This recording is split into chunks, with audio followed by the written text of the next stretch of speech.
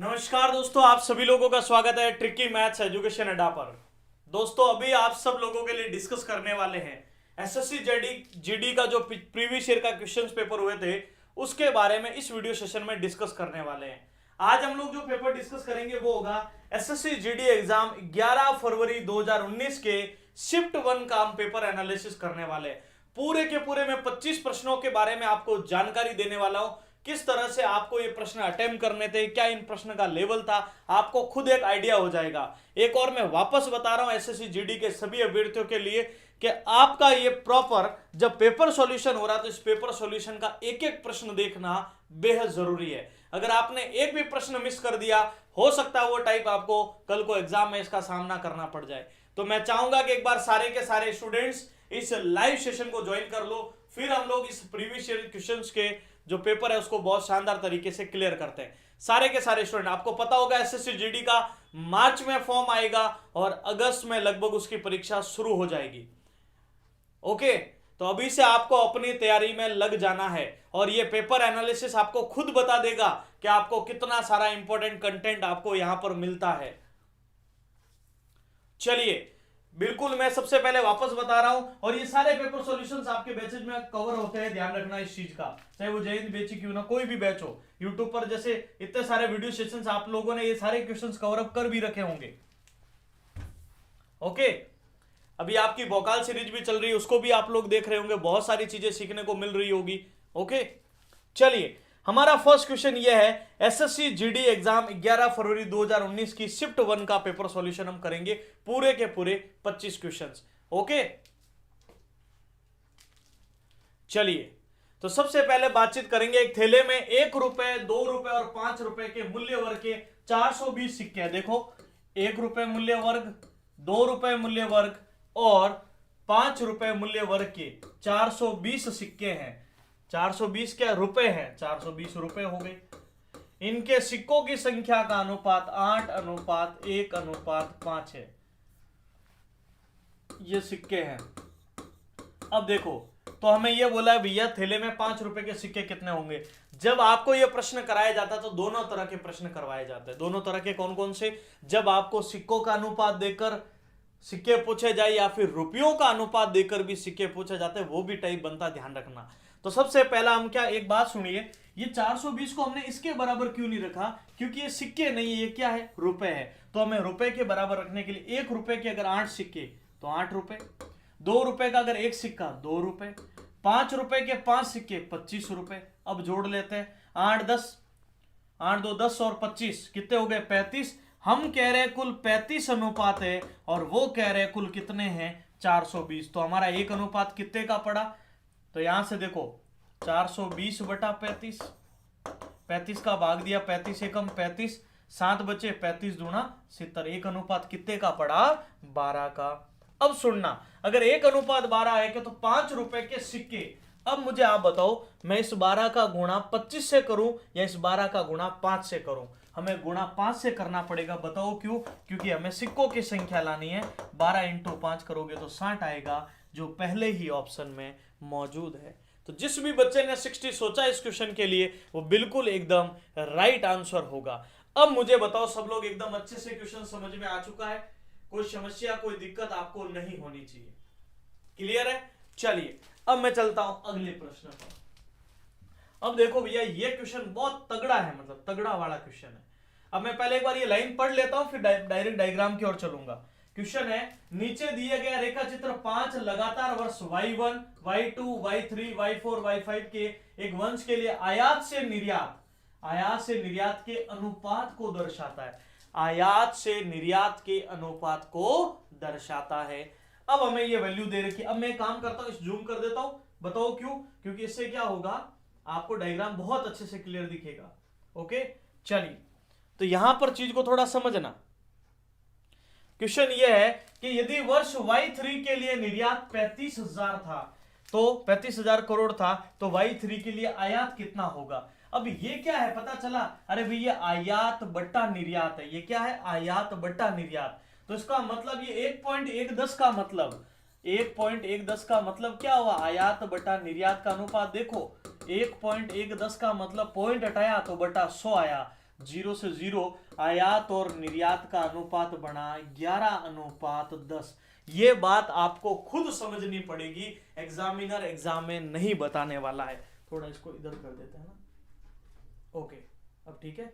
अब सुनिए, बहुत सारे बच्चे सोचेंगे अब हमें ये चीज दिख ही नहीं रही है। ये सिर्फ आप अगर डायरेक्टली ऐसे देखोगे ना, सबसे अगर मैं अच्छी बात बोलूं आपके जीडी के पेपर में, हर पेपर में आपको 2 से 3 डीआई के क्वेश्चन देखने को, डीआई मतलब ये ग्राफ वाले क्वेश्चन 2 से 3 मिनिमम है ये।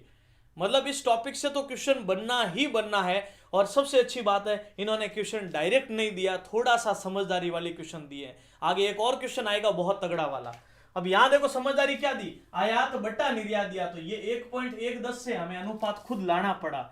हम कह रहे ये हमारा आयात है और ये हमारा निर्यात है, वो कह रहे निर्यात तो 35,000 करोड़ है। तो देखो 10 अनुपात अगर 35,000 के हैं तो बताओ एक अनुपात कितने का पड़ा, 3500 का। आयात का लाना है तो आयात का मान हो जाएगा 3500 इंटू 11। तो देखिए 0 0 11 5 55 5 11 33 और 5 38,500 करोड़ रुपए। और 38,500 करोड़ आप देख लीजिएगा, ये आपके पहले ही ऑप्शन में मौजूद है। This is the right answer. अब बताओ समझदारी वाली बात आई समझ में, कोई दिक्कत अब इसमें आपको नहीं होनी चाहिए। ये एक एक क्वेश्चन, ये एक एक बात आपके यहां पर क्लियर होगी अगर आप लोग चीजों को अच्छे से पढ़ के जाते हैं तो। क्लियर है? चलिए आगे का क्वेश्चन, पी क्यू से 40% कम है तो क्यू पी से कितने परसेंट अधिक है। पी क्यू से 40% कम है तो भैया क्यू पी से कितना अधिक है।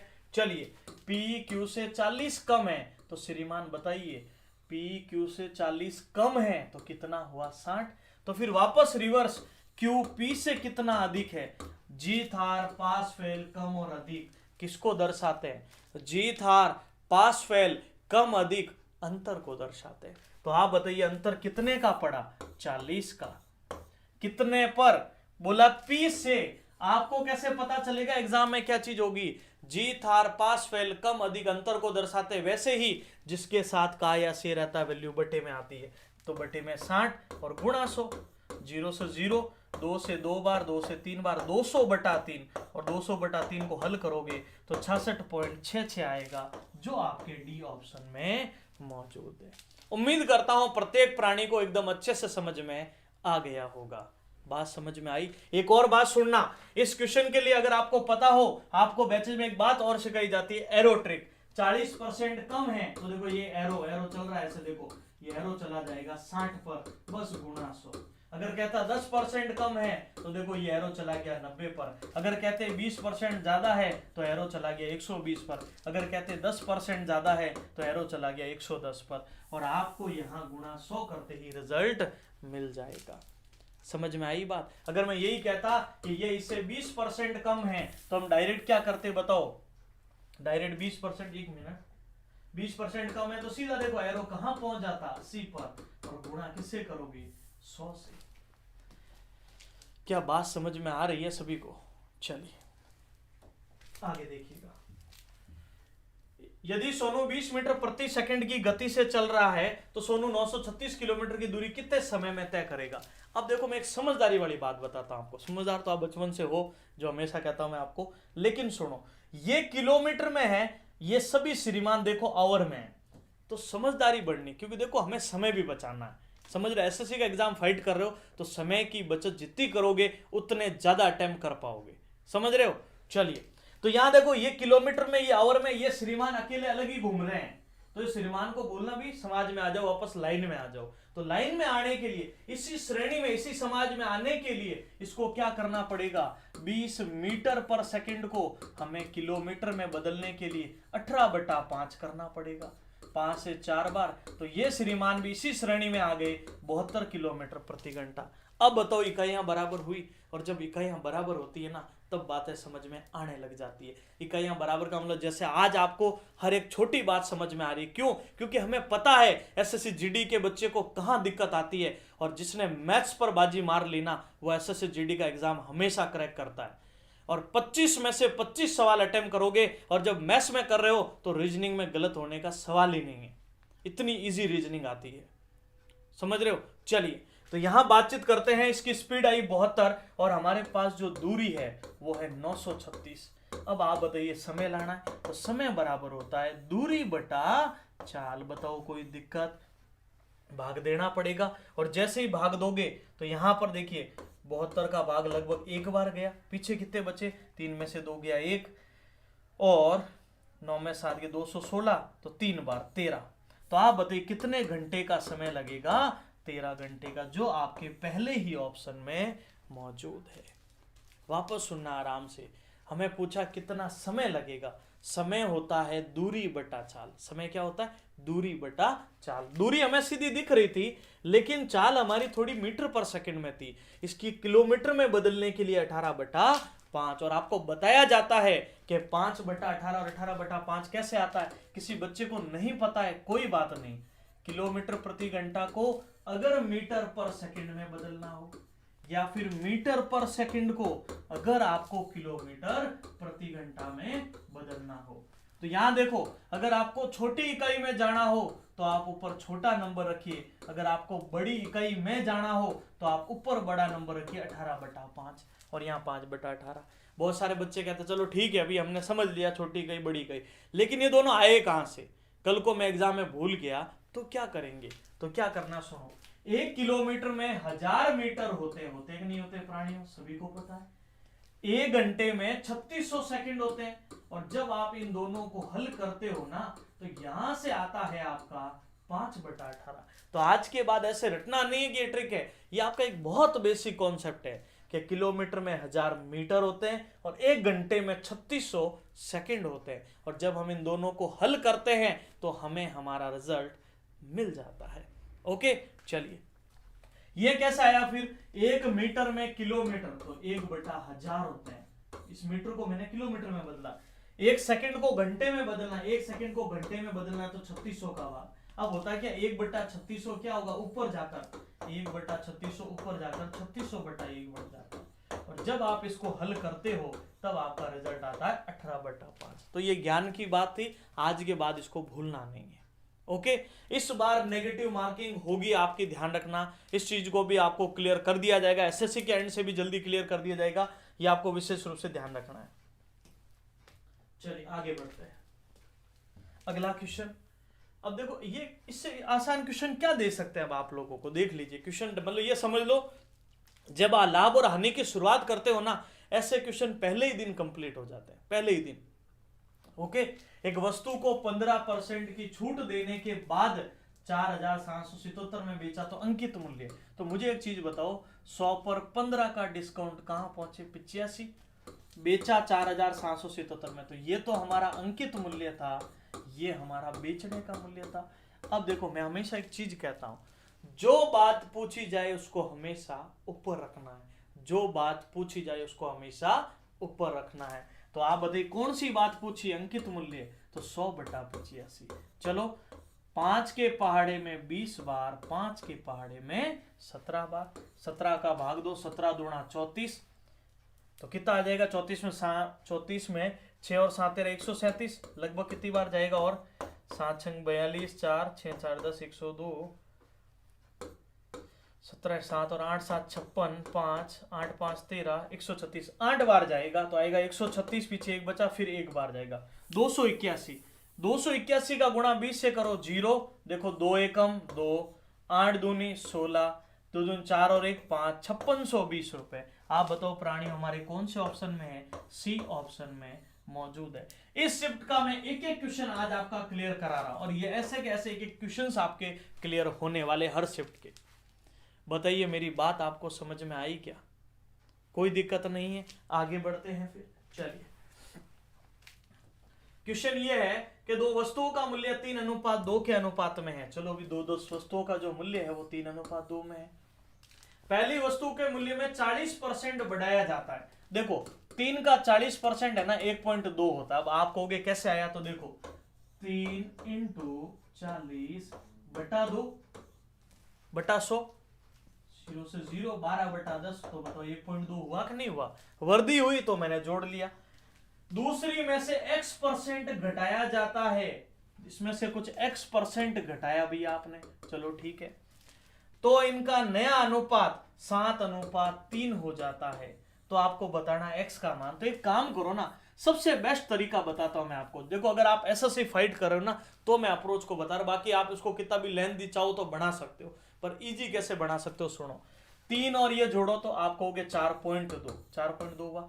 ये 4.2 यहां से कटकर 7 से कट रहा है 6 बार, तो ये भी तो यहां से कितनी बार कटा होगा, 6 बार, 6 तिया 18, 18 यानी 1.8। अब मैं 2 का कौन सा परसेंट घटाऊं तो 1.8 आ सकता है, तो भैया 2 का 10%, और 2 का 10% होता है 0.2। अब आप देखना घटाने से क्या होगा, देखो ये पता कैसे चलेगा, देखो जैसे यहाँ 4.2 आया ना, ये इसका 6 गुना है, तो वैसे क्या वैसे ये भी इसका 6 गुना, लेकिन यहाँ घटाना है तो 2 का 10% घटाएंगे तब 6 तिया 18 बनेगा। ओके, तो यहाँ ऊपर जोड़ोगे तो 4.2 आ जाएगा, यहाँ घटाओगे तो 1.8, पॉइंट से पॉइंट हटा, 6 के पहाड़े में 7 बार, 6 के पहाड़े में 3 बार। बताओ बात समझ में आई? कोई कंफ्यूजन अब इसमें आपका नहीं होना चाहिए। लेकिन अगर फिर भी इसको प्रॉपर तरीके से करना चाहते हो तो देखो 3 प्लस 1.2, 2 माइनस 2 का x% ही तो होगा भी, 2 का x% बराबर में कितना हो गया भी 7/3। ये बोला ना भी उसी वस्तु का, जैसे मैंने देखो 3 का 40% जोड़ा, वैसे ही मैंने 2 का x% घटा दिया। अब सुनना, ऊपर जोड़ा तो 4.2, नीचे तो सेम का सेम 2 इंटू x%, या लिख दू 2x% बराबर में 7/3। वज्र गुणा कर लो, 3 दूनी 6, 4 तिया 12, 12.6, और यहां देखो 7 दूनी 14 माइनस 14x%, ये इधर आ जाएगा 14x% बराबर, इसको घटा लो भी, 14 में से 12 गए 2, 2 में से 0.6 गया तो आएगा 1.4।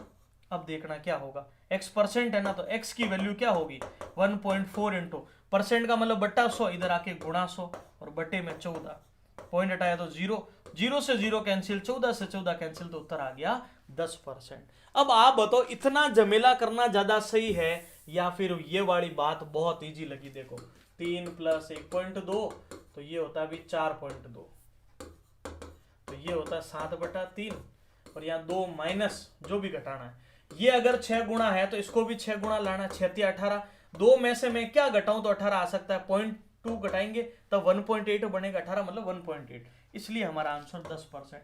और 2 से 0.2 लाना तो सीधी सी बात है 10% होना चाहिए।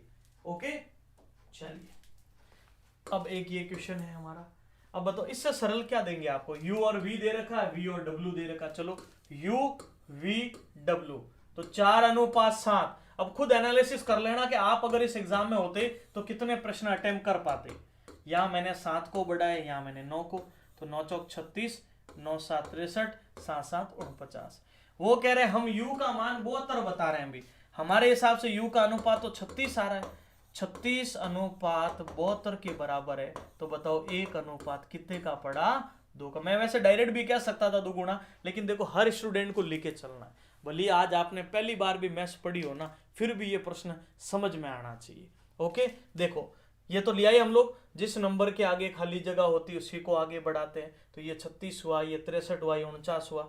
ये कह रहे u 72 है, हम कह रहे u तो 36 है, 36 72 का तो 1 2 का, w का मान पूछा है, 2 इंटू 50 करोगे तो रिजल्ट आ जाएगा हमारा 98, जो बी ऑप्शन में मौजूद है।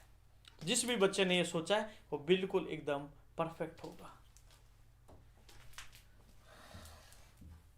यदि साधारण ब्याज 5 वर्षों में 10,650 है, 5 वर्षों में 10,650 रुपए हो जाता है, 6 वर्षों में 11,076 रुपए हो जाती है, तो राशि ज्ञात करो। राशि का मतलब मूलधन पूछा है। मैं आपको एक बात बोलता हूं, जब साधारण ब्याज पढ़ाया जाता है चक्रवर्ती, इतने रुपए हो गए या इतने रुपए हो जाएंगे हमेशा मिश्र धन को दर्शाता है। वापस सुनना मेरी बात, इतने रुपए हो गए या इतने रुपए हो जाएंगे हमेशा मिश्र धन को दर्शाता है। तो यहां से देखो गैप कितने का पड़ा, 1 का, यहां से यहां में देखो गैप कितने का, 11,076 में से 10,650 घटा लो, तो देखो 6 1 10 में से 6 गए 4, 416 रुपए आपका 1 साल का ब्याज है। कितना 1 साल का? मुझे बताओ, ये हमारा पहला मिश्र धन है। कोई समझदार इंसान ये सोच सकता है इस मिश्र धन होने में ब्याज कितने साल लगा? बताओ, साल ब्याज लगा हमारे 5 साल। अगर मैं यहां से 5 साल का ये ब्याज हटा दूं तो हमारा वापस मूलधन आ जाएगा। अगर 1 साल का ब्याज 416 है तो बताओ 5 साल का 6 5 30, 5 3 8, 5 2080 रुपए ब्याज है। वो अगर मैं इसमें से घटा लूं तो 10 650 माइनस 2080, तो देखो 0 का 0, 15 में से 8 गए तो 7 आया, यहां बचेगा 5 और यहां 10 में से दोगे 8570, 8500, 15 में से 8 गए 7, कुछ त्रुटि तो नहीं हुई है, 10,650 है ना, 10,650, 6 7 में से 5 गया, अच्छा सॉरी 1 मिनट, यहाँ 6 है और यहाँ 7 में से 5 गया 2 है, 10 में से 6 के 4, 426 है, तो 426 इंटू 5 है ये, ठीक है। 6 5 30, 3 5 10 और 3 13, 1 20 और 2130 है। अब ये घटाना पड़ेगा, जैसे ही 10 650 2130 ये घटाओगे तो देखो 0 2 6 में से 1 गया 5, 10 में 2 8520, जो आपके डी ऑप्शन में मौजूद 8520 जिन्होंने सोचा है वो बिल्कुल एकदम सही होगा। एक मैं और इंपॉर्टेंट बात बताता हूं आप लोगों को, काफी बार आप लोगों से आप ये सोचोगे भी यहां वाले से आ रहे तो क्या यहां वाले से भी आ सकता है, बिल्कुल आ सकता है, लेकिन अगर आप इससे उत्तर लाना चाह रहे हो ना तो फिर यहाँ 5 से गुणा मत करना, यहाँ गुणा किससे करना, फिर 6 से करना, और 6 से करोगे तो 6 साल का ब्याज मिलेगा और वो घटाते ही हमारा आंसर आ चुका होगा। क्लियर है? उम्मीद करते हैं अब आपका कोई कंफ्यूजन नहीं होना चाहिए। ओके, उम्मीद करता है सभी प्राणियों को बातें समझ में आ रही होगी। अब देखो क्वेश्चन ये है कि मनीष ने 225 रुपए में 225 रुपए की दर से किताब खरीदी और 162 की दर से बेच दी। 7 किताब बेचने पर क्या हानि होगी? 225 में हम एक किताब लेकर आए भी और हमने यही किताब 162 में बेच दी, तो नुकसान देखो, हानि कितने की हुई। अब देखो बहुत अच्छा क्वेश्चन है ये, 5 में से 2 गया 3, 12 में से 6 गया 6, 63 की हानि हुई। अब देखो एक किताब पर यह हानि है, समझ रहे हो? देखो जीडी का पेपर है ना, तो जीडी के अकॉर्डिंग तैयारी करनी है, उसके प्रश्न पढ़ के जाने। पिछली बार जितने भी शिफ्ट के पेपर हुए, अगर वो एक एक प्रश्न आप पढ़ के चले गए ना, इस बार आप पूरे में से पूरे प्रश्न जीडी में सही करके आने वाले, मैथ्स और रीजनिंग में। अगर आप अच्छी कैलकुलेशन करते हैं तो नो डाउट इसका फायदा आपको रीजनिंग में भी होने वाला है। ओके चलो, तो यहां से ऐसी 7 किताबें बेची है, तो देखो 7 या 21, 2 7 छंग 42 और 2 44, 441 रुपए की उसकी कुल हानि होगी, क्योंकि कितनी किताबों पर हानि निकालनी उसे? 7 किताबों पर। समझ में आई बात? कोई दिक्कत नहीं है, बहुत बढ़िया। अब देखो भी वापस क्वेश्चन आ गया हमारा, एक बार मैं क्वेश्चन पढ़ लेता हूं ताकि फिर हम सीधा डायग्राम पर चले, है ना। क्वेश्चन पढ़ लेता हूं। नीचे दिए गए बार चार्ट में मैंने बताया था 4 चार्ट होते हैं। ये होता आपका सारणी चार्ट, टेबल बोलते हैं अंग्रेजी में इसे। ये होता आपका रेखा चित्र, इसको लाइन ग्राफ बोलते हैं। ये होता है आपका ये होता है आपका बार ग्राफ, ठीक है। ये कौन सा ग्राफ होता है? Bar graph. और ये जो होता है प्राणियों, ये होता है हमारे पाई चार्ट। तो नाम क्लियर हो चुका है, सारणी ग्राफ, रेखा चित्र, बार ग्राफ, पाई चार्ट। इन सब का सामना आपको एग्जाम में करना ही पड़ेगा। प्रश्न में रीड आउट कर लेता हूं। नीचे दिए गए बार चार्ट में 7 विभिन्न मिठाई S1, S2, S3, S4, S5, S6, S7 उपयोग में चीनी की मात्रा जो ली गई थी उसको दर्शाया गया कुल वजन के प्रतिशत के रूप में। वो कह रहे भी अगर वजन 1000 किलो है तो उसका कुछ परसेंट चीनी काम में ली, वजन इतने किलो है तो उसका कुछ परसेंट चीनी हमने काम में ली, वो हमने यहाँ पर दर्शाई। अब इस डायग्राम पर आते हैं। अब देखो, अब अच्छे से डायग्राम दिख रहा होगा, आई होप, उम्मीद करते हैं। अब देखो ये हमारा डायग्राम है, अब सुनना आराम से। क्वेश्चन क्या है हमारा? क्वेश्चन ये कह रहा है मिठाई S4 का कुल वजन 150 किलो है, S4 में प्रयुक्त चीनी की मात्रा बताओ। ये देखो S4 का डायग्राम है यहाँ पर, आपको उम्मीद करते हैं बहुत अच्छे से अब दिख रहा होगा। ये हमारा S4 है और इसमें जो चीनी का परसेंटेज है वो 18 लिखा हुआ है। हमें बोला अगर हम 150 किलो मिठाई है हमारी तो उसमें चीनी कितनी होगी, तो हम श्रीमान उससे यही करेंगे 150 का 18% होगी। तो देखो 150 इंटू 18/100, 0 से 0, 5 से 3 बार, 5 से 2 बार, 2 से 9 बार, 9 तिया 27 किलोग्राम होगी। और आप ही बताओ 27 हमारे कौन से ऑप्शन में है? डी ऑप्शन में मौजूद है। बहुत बढ़िया, काफी सारे बच्चे एकदम सही चीजों को सोच रहे हैं, बहुत अच्छे से आप इस प्रश्न को क्लियर कर सकते हैं। ओके, कोई दिक्कत, कोई कंफ्यूजन, कोई समस्या नहीं होनी चाहिए। क्या हम आगे की ओर बढ़ सकते हैं? चलिए,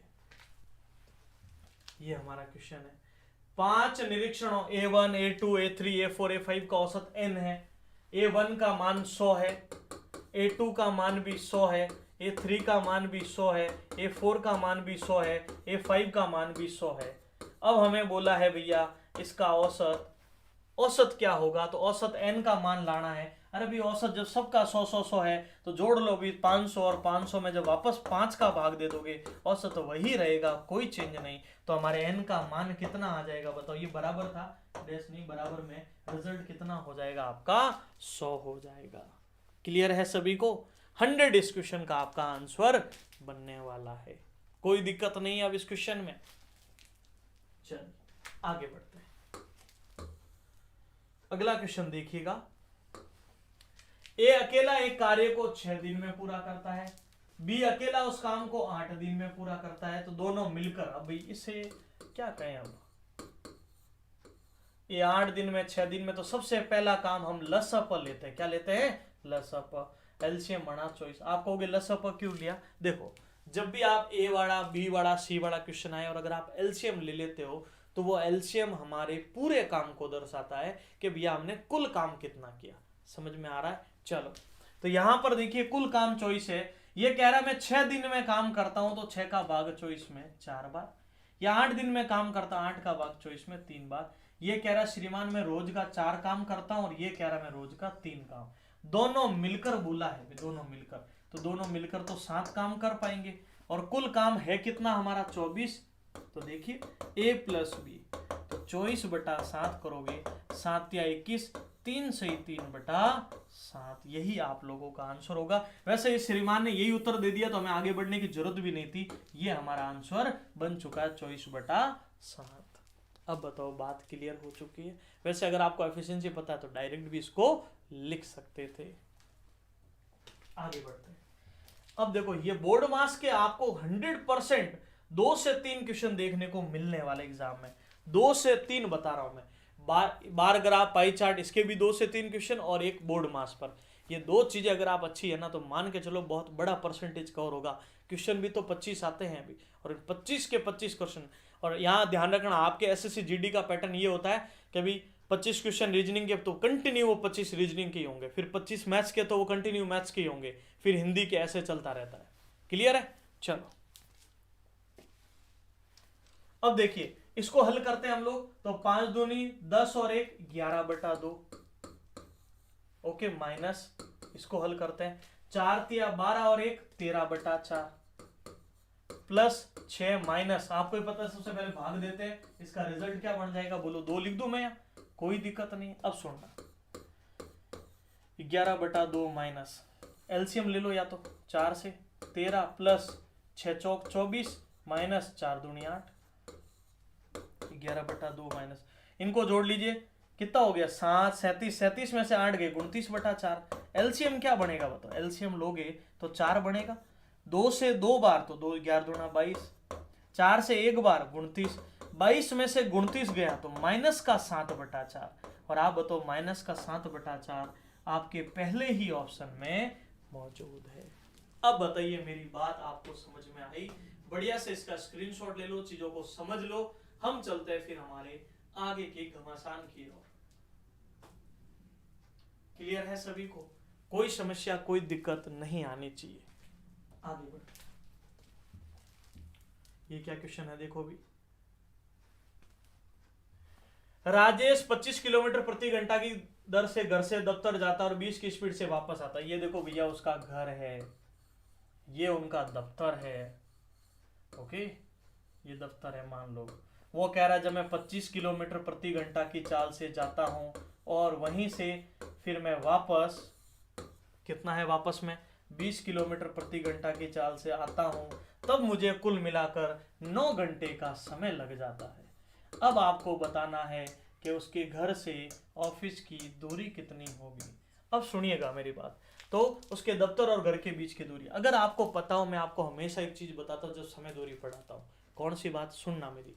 एक बताता हूँ मैं, देरी और पहले का प्रश्न आता और एक आता आने और जाने का। जब देरी और पहले का प्रश्न आता है तो एबीटी बटा ए माइनस बी, और जब आने और जाने का, आने और जाने में क्या होती है, विपरीत दिशा हो जाती है।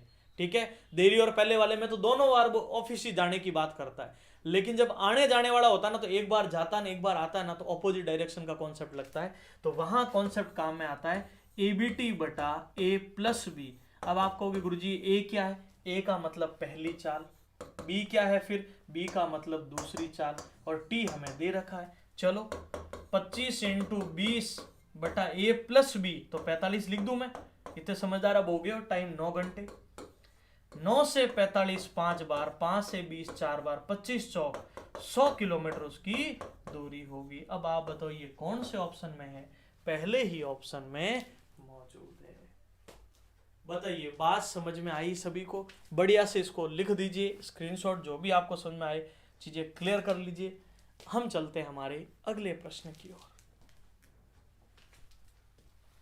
अब देखो भैया, बहुत तगड़ा क्वेश्चन मैं कहूंगा, मतलब डीआई का बहुत शानदार क्वेश्चन भी। एक बार मैं क्वेश्चन बोल देता हूं क्या है, फिर मैं इमेज को थोड़ा जूम करूंगा, है ना।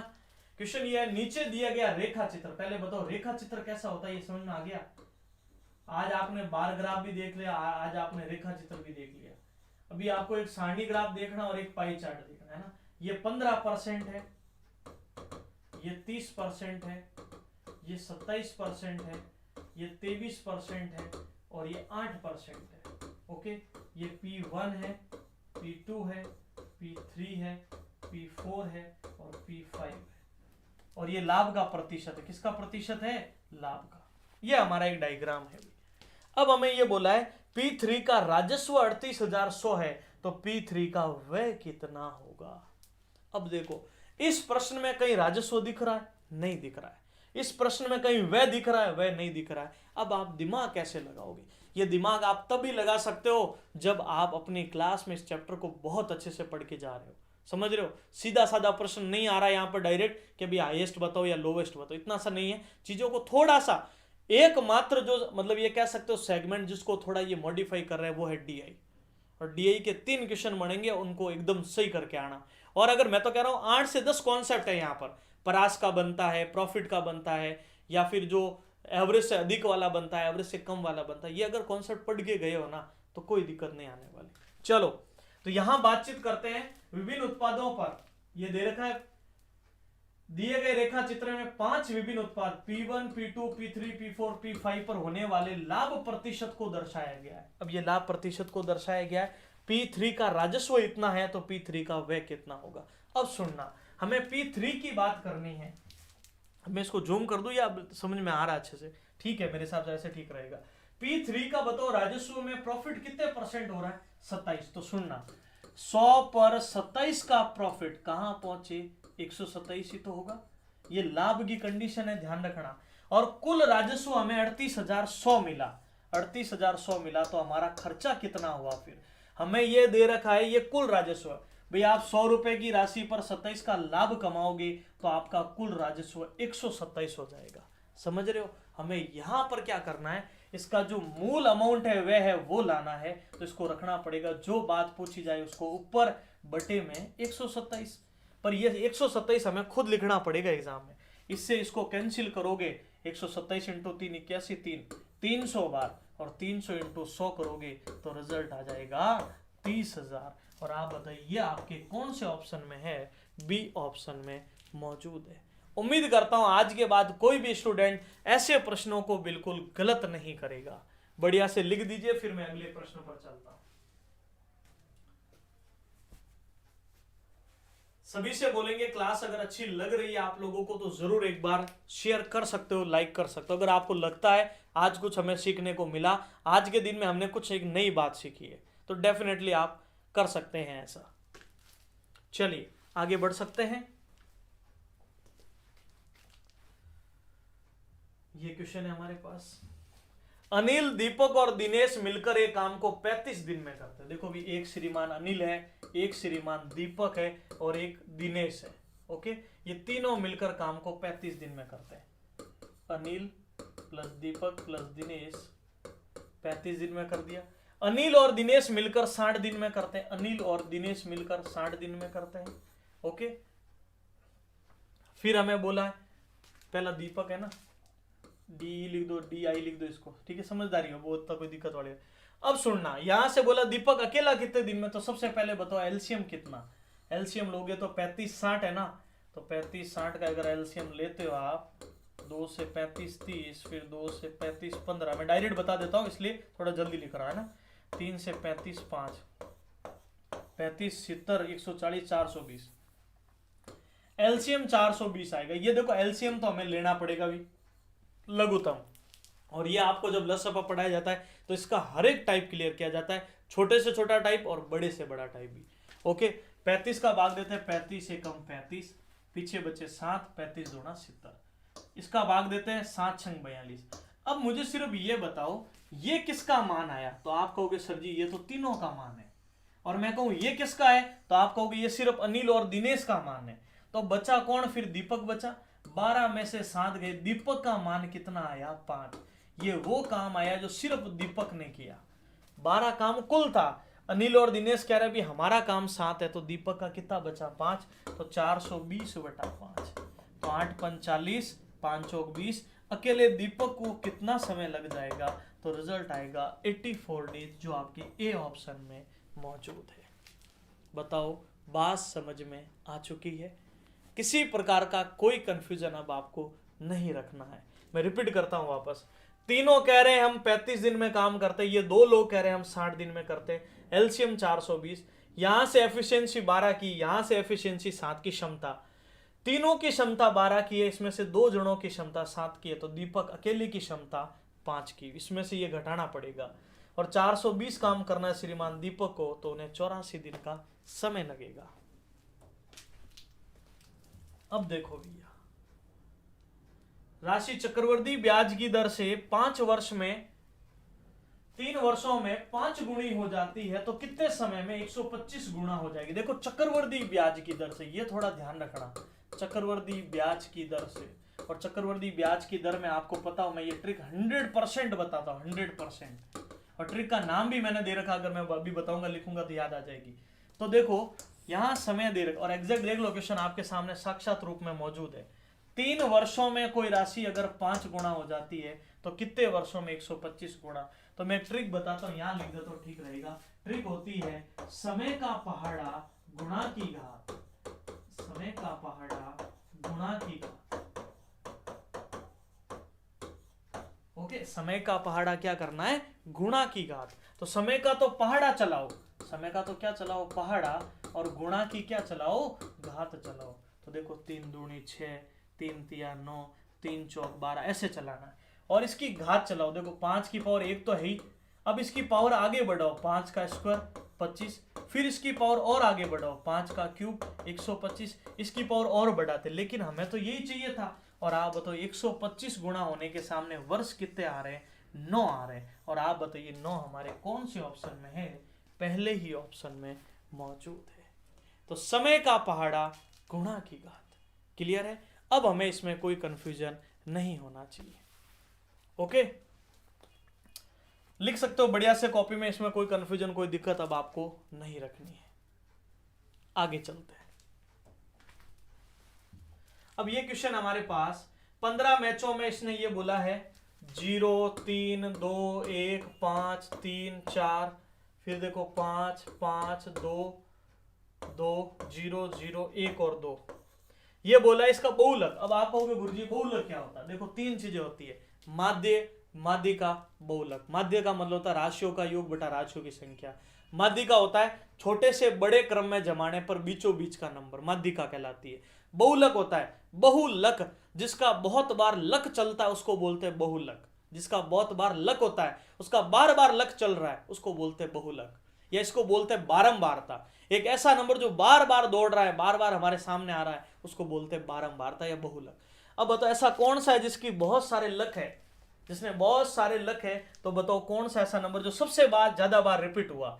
3 देखो, 1 बार 2 बार रिपीट हुआ है अभी 3, तो टेबल बना सकते हो चाहो तो, 3 2 बार रिपीट हुआ, 0 0 भी 3 बार रिपीट हुआ, 5 5 भी देखो 1 2 और 3 बार रिपीट हुआ, फिर 2 2 देखो 1 2 3 4, तो 2 भैया 4 बार रिपीट हुआ, उसके बाद 1 तो है ही, तो सबसे ज्यादा रिपीटेशन हुआ 2 का, तो इसमें बहुलक किसका चल रहा है, बहु का जो मैक्सिमम लक है वो कौन सा है अभी, जो आपका 2 है। बस ये बहुत इजी कॉन्सेप्ट, अगर इसको गलत करके आते हो ना फिर भैया आप बहुत बेसिक कॉन्सेप्ट भी नहीं पढ़ के जा रहे हो एग्जाम में, फिर बहुत छोटी छोटी बातें भी इतना तो करना ही है, इतने बेसिक इतने शानदार शानदार क्वेश्चन करके आए हो तो ये तो फिर करोगे।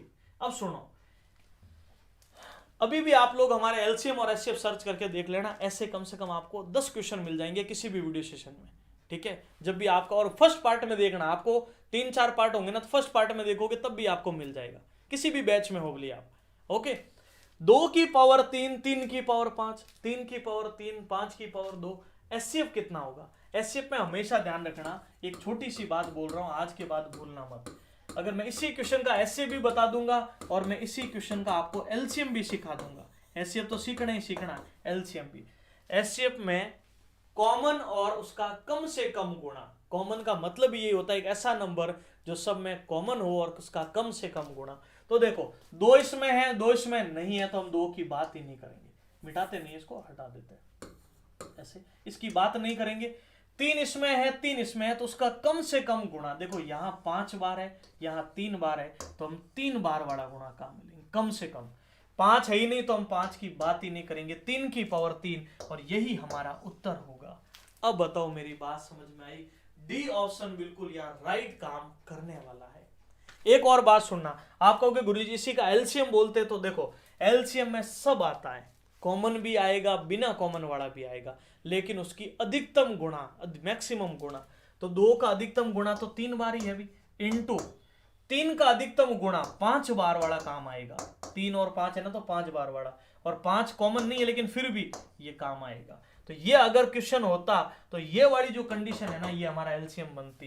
तो दोनों चीजें आपको ध्यान रखनी है, हाईएस्ट कॉमन फैक्टर होता है, यहाँ सी का मतलब कॉमन होता है, और कॉमन का मतलब ही यही होता है वह न्यूनतम घात जो सब में मौजूद हो उसको कॉमन कहा जाता है। कॉमन की परिभाषा जिस बच्चे को पता है ना, वो कभी गलती नहीं करता है एचसीएफ में, वह न्यूनतम संख्या व्यक्ति वस्तु जो सब जगह मौजूद हो कॉमन कहलाती। आपके पास 10 है, आपके मित्र के पास 15 है, किसी और के पास 8 है, तो कॉमन कितना हुआ, 8 तो सबके पास मौजूद है, कम से कम जो होगी ना वो सब में मौजूद होगी, ओके। चलिए क्लियर है सभी को, आगे बढ़ सकते हैं हम लोग। चलिए, एक वस्तु का क्रय मूल्य 220 है, लाभ का 20% है, तो विक्रय मूल्य बताओ। अब क्या करें, अभी देखो 220 में खरीदा, 20% का लाभ हुआ, तो 100 पर 20 कहां पहुंचे, 120, तो विक्रय मूल्य क्या होगा। जो बात पूछी जाए उसको ऊपर रखना है, अपनी बात ऊपर होनी चाहिए, जो बात पूछी जाए उसको ऊपर। विक्रय मूल्य पूछा है तो 100 वाली चीज हम बेचेंगे कितने में, 120, क्योंकि विक्रय मूल्य जो बात पूछी वो हमने ऊपर रख दी। 2 0 से 2 0, 12 दूना 24 और 2 24 और 2 26, 264, जो आपके सी ऑप्शन में मौजूद है। इस शिफ्ट का मैं एक एक क्वेश्चन आपको क्लियर करा रहा हूं, एक एक मतलब समझे पूरे 25 के 25 क्वेश्चन। अब ये क्वेश्चन है हमारे सामने। अब इन श्रीमान ने एक छोटी सी गलती तो की है, पर मैं यहाँ लिख देता हूँ, इन्होंने यहाँ लिखा नहीं, यहाँ काल लिखा हुआ था, चलो कोई नहीं, भूख लगी होगी, खा लिया होगा उन्होंने। अब देखो विकास से बहुत बड़ा फर्क पड़ने वाला, इसीलिए कह रहा हूं। अब देखो हमें, आपको भी पता, सबसे पहले हम किसको हल करेंगे, छोटे ब्रैकेट, और कहा वाला पोर्शन तो होगा लेकिन छोटे ब्रैकेट को हल कर सकते हैं, इसको भी बदल देंगे। 10 तिया 30 और 1 31/3, कोई दिक्कत नहीं, डिवाइड 5/3 का, ओके। अब इसका उत्तर लाते हैं। अब ये देखो 10, ये लिखा हुआ है यहाँ पर 10 प्लस, यहाँ लिख देता हूँ मैं ना, 10 प्लस 14 भाग 3 माइनस 1, ये है। तो आप बताओ 14 भाग 3 को मैं 14/3 लिख दूं। अब इसको हल कर ले तो कैसा रहेगा, एलसीएम बोलो 3, 10 तिया 30, 14 का 14 रहेगा, माइनस 3 एकम 3, ये होता है 44, 3 गया तो कितना आएगा 41/3, तो ये आ जाएगा 41/3। अब बताओ अभी तक की बात में कोई कंफ्यूजन। अब हम, आपको भी पता भी, डिवाइड से पहले हम काप को हल करेंगे, तो 31/3 डिवाइडेड बाई 5 एकम 5, 5 चौक 20, 205/3 तिया 9। अब डिवाइड के साइन को जब गुणे में चेंज करते हैं, पहली संख्या हमेशा स्थिर रहती है, पहली स्थिर रहेगी, बाद वाली रिवर्स हो जाएगी, रिवर्स, तो 9/205। तो देखो 3 से कटेगा 3 बार, तो 3 तिया 9, 3 और 3 तिया 9, 9 93/205। और आप बताओ 93/205 आपके कौन से ऑप्शन में है? बी ऑप्शन में मौजूद है। तो जिस बच्चे ने ये आंसर सोचा है वो बिल्कुल एकदम राइट आंसर होगा। एक बार इसको लिखिए, फिर मैं हम इसी क्वेश्चन को थोड़ा रिपीट करता हूं, बहुत बेहतरीन क्वेश्चन है इसलिए।